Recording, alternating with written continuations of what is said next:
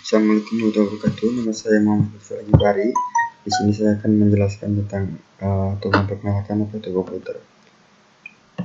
Nah, jadi komputer itu dari bahasa Latin itu computare, yang mempunyai arti menghitung. Jadi komputer mempunyai sifat elektronik yang dapat menerima input, data, dan mengolahnya menjadi suatu informasi dengan menggunakan suatu program yang tersimpan di memorinya.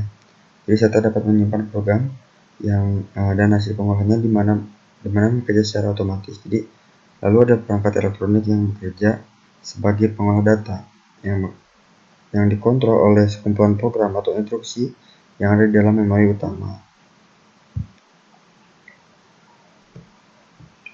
Nah, di sini ada referensi untuk mengenal lebih jauh komputer. Nah, di sini ada tool-tool yang dapat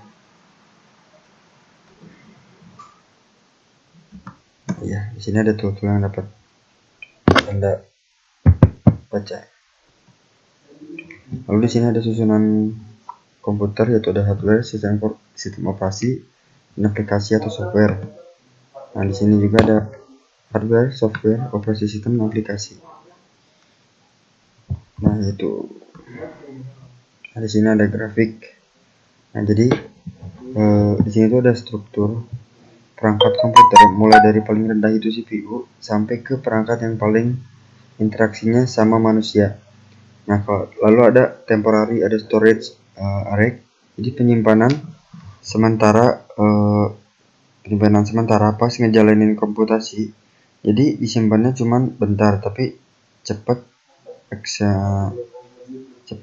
aksesnya lah karena dekat ke CPU. Lalu ada permanent storage.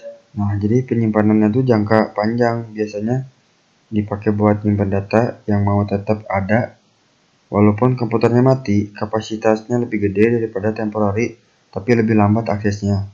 Lalu ada CC, RAM, storage device. Input source itu cuma kategori perangkatnya aja.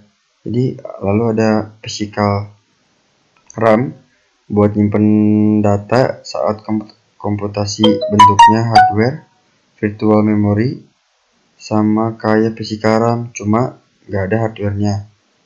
Terus ada RAM atau BIOS, itu nyimpen program dasar yang ada di motherboard. Lalu ada cache, itu sama kayak RAM, fungsinya tapi lebih cepat aksesnya karena dekat sama CPU. Jadi kapasitasnya juga kecil, cuman kurang dari 10 MB biasanya. Lalu ada di sini jadi program adalah sekumpulan perintah untuk komputer. Jadi program merupakan bagian dari software. Nah, ini tujuan komputer juga untuk diprogram. Nah, di sini ada bahasa-bahasa pemrograman, jadi yang terendah dan yang tertinggi. Yang pertama itu ada machine language, ada assembly, ada C, ada C++, ada Java atau Visual Basic, ada PHP, Ruby, dan Python, ada JavaScript, dan yang paling tinggi itu human language. Nah, di sini ada compiler atau interpreter. Nah, jadi ini ada perbedaannya. Jadi kalau compiler itu memindah seluruh program dan menerjemahkan secara keseluruhan ke dalam kode mesin. Kalau interpreter itu menjebakkan satu persatu setiap pernyataan. Lalu compiler itu dibutuhkan banyak waktu untuk menganalisis kode sumber, namun keseluruhan waktu itu eksekusinya relatif lebih cepat. Dibutuhkan sedikit waktu untuk menganalisis kode sumber, namun keseluruhan waktu eksekusi lebih lambat. Lalu compiler menghasilkan kode objek menengah yang membutuhkan tautan lebih lanjut sehingga membutuhkan lebih banyak memorinya. Tidak ada kalau interpreter itu tidak ada kode objek antara yang dihasilkan, maka memori lebih efisien. Lalu compiler ini menghasilkan pesan kesalahan hanya setelah memindah seluruh program. Interpreter terus menerjemahkan program sampai kesalahan, terutama terpenuhi, dalam hal ini berhenti. Oleh karena itu debugging mudah dilakukan.